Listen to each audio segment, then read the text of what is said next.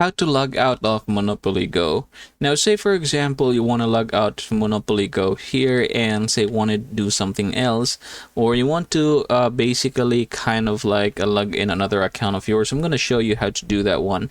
First things first, you have here at the top, there is an option for you to hit this three horizontal lines here. I want you to go ahead and click that over there, and then you're going to go ahead and look for the option of settings.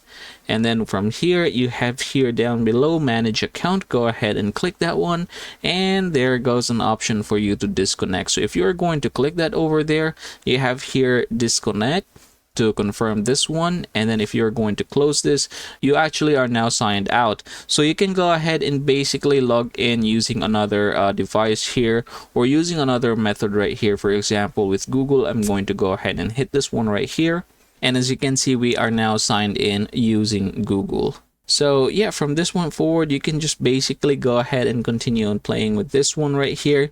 And that, everybody, is the only way in order for us to log out of Monopoly Go.